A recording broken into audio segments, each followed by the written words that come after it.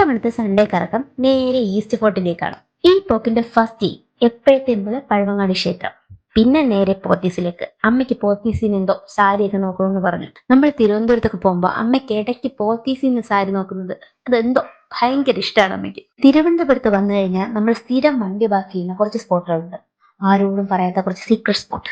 അതിലൊരു സ്പോട്ടിൽ നമ്മൾ വണ്ടി പാർക്ക് ചെയ്തു. നമ്മൾ സ്ഥിരം വണ്ടി പാർക്ക് ചെയ്തിട്ട് ഒരു നിരീക്ഷണമുണ്ട്. ആ നിരീക്ഷണത്തിൽ നമുക്ക് മനസ്സിലായി അവിടെ വണ്ടി പാർക്ക് ചെയ്താൽ അവിടെ നിന്ന് ഇങ്ങനെ വളഞ്ഞു വരുന്ന വണ്ടികൾക്ക് വളഞ്ഞു വരാൻ പാടാണെന്ന്.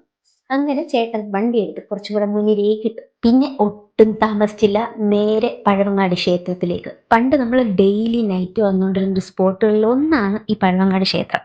പിന്നെ നമ്മൾ ഇവിടെ വന്ന് പഠിക്കാനൊക്കെ തുടങ്ങി പിന്നെ തിരുവനന്തപുരത്ത് നൈറ്റും വരുന്നത് ബോറായി തുടങ്ങി. അങ്ങനെ കുറേ നാളായിട്ട് നമ്മൾ ഇങ്ങോട്ട് വരാറില്ലായിരുന്നു. കുറേ നാൾക്ക് ശേഷമാണ് ഇപ്പോൾ ഒന്ന് വന്നത്. അങ്ങനെ അമ്പലത്തിൽ പ്രാർത്ഥിച്ചു കഴിഞ്ഞ് അവിടെ നിറഞ്ഞോടെ ചേട്ടനെ അച്ഛനെയും കൂടെ നമ്മൾ വണ്ടി എടുക്കാൻ വേണ്ടി വിട്ടു. അമ്മയും ഞാനും കൂടെ നേരെ പോത്തീസിലേക്ക് നടക്കാമെന്ന് തീരുമാനിച്ചു. ആ തീരുമാനത്തിന് പിന്നിലെ മെയിൻ ഒബ്ജക്റ്റീവ് വേറൊന്നുമില്ല, അമ്മയ്ക്ക് നടക്കാൻ പാടാണ്, നടക്കാൻ വയ്യ. അപ്പം അമ്മയ്ക്ക് ഇനി കാറ് കിടക്കുന്നത് വരെ നടക്കുന്നതിനേക്കാളും പോത്തീസ് വരെ നടക്കുന്നതല്ലേ എളുപ്പം.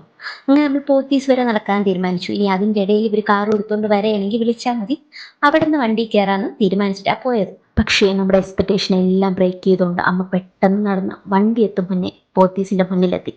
പിന്നെ ചേട്ടൻ പറഞ്ഞത് നിങ്ങൾ പോത്തീസിൻ്റെ മുന്നിൽ എത്തിയപ്പോൾ വണ്ടി അവിടെ എത്തിയിരുന്നു എന്നാണ്. പക്ഷേ എവിഡൻസ് ഇല്ലാത്തതുകൊണ്ട് ഞാനത് വിശ്വസിക്കില്ല.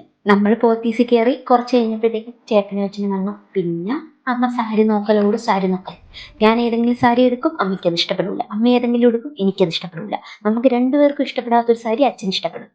ഉഫ്, ഭയങ്കര കോംപ്ലിക്കേറ്റഡ് ആയിരുന്നു. പിന്നെ സാരിയൊക്കെ സെലക്ട് ചെയ്ത് അതൊക്കെ വാങ്ങിച്ചു കഴിഞ്ഞ് തിരിച്ച് വീട്ടിൽ പോകുന്ന വഴി നമ്മളെ സ്ഥിരം ക്യാൻഡിഡ് പോസ് വീഡിയോ എടുക്കാൻ വേണ്ടി ഞാൻ നോക്കി.